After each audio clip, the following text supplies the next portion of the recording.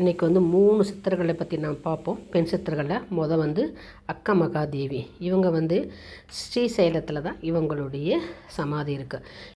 அவர் வாழ்ந்த நாட்டினுடைய அரசன் வந்து இவருடைய இந்த அம்மாவுடைய அழகில் மயங்கி, நீங்கள் என்னை திருமணம் செய்து கொள்ளணும், உங்கள் தாய் தந்தை கொன்னுடுவேன் அப்படின்னு மிரட்டதுனால தான் தாய் தந்தை இருக்காமட்டு திருமணம் செய்து கொஞ்சம் கூட சிவநீர் ஒழுகாமல் இருந்து ஒரு காலகட்டத்தில் இந்த அரசனே வேண்டாம் என்று ஆடைகளை எல்லாம் துறந்து திகம்பரமாக இவங்க வந்து ஸ்ரீசைலம் ஆந்திராவுக்கு வந்து தன்னுடைய குருவை தேடி கிருஷ்ணா நதியை கடந்து அந்த பாதாள கங்கை நதியை கடந்து இந்த சிலா தோரணமான இந்த குகைக்குள் அமர்ந்து நம் குருவை நோக்கி தியானம் செய்தார்கள். நடந்தே வந்து பாருங்கள், அந்த காலத்தில் ஒரு பெண் அரசனை எதிர்த்து வந்து இந்த இடத்துல, அதாவது கர்நாடகாவில் ஆந்திராவுக்கு வந்து இந்த குகைக்குள்ளே வந்து அவங்க எத்தனை வருஷங்கள் தியானம் பண்ணாங்கன்னு தெரியாது.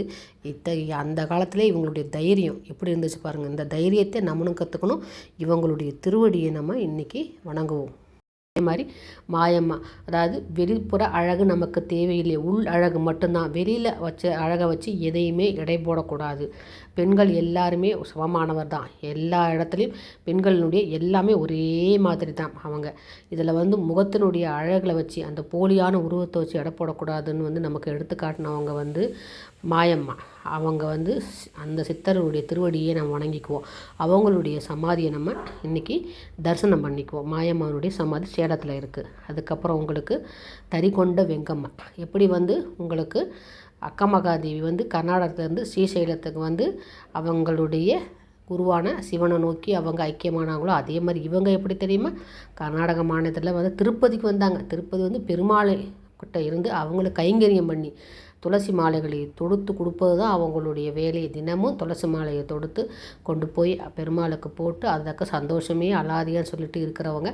அவங்க எங்கேருந்து வந்திருக்கிறாங்க, அவங்க வந்தது கர்நாடகாவிலேருந்து திருப்பதிக்கு வந்திருக்காங்க. எப்படி அவங்களும் புரட்சி தான். அக்க மகாதேவி இப்படி திகம்பரமாக திருமணம் ஆனவுடன் எனக்கு தேவையில்லை அப்படின்ட்டு எல்லாம் துறந்து வந்தாங்களோ, இவங்களும் திருமணமாகி விதவியானதுக்கப்புறம் பூவும் பொட்டும் இழக்காமல் நான் வைத்து கொண்டு தான் இருப்பேன்னு அந்த காலத்திலே புரட்சி செய்து, எப்போ பாருங்கள் புரட்சி செய்து பெருமாள் ஒரு மீரா மாதிரி பெருமாள் மேலே இருக்க பக்த ஆண்டாள் மாதிரி இவங்க நேராக திருப்பதிக்கே தேடி வந்து பெருமாளுக்கு கைங்கரியம் பண்ணி பெருமாளோட ஐக்கியமானவங்க இந்த வெங்கம்மாதேவி. அவங்களுடைய திருவடியையும் நாம் வணங்கிக் கொள்வோம்.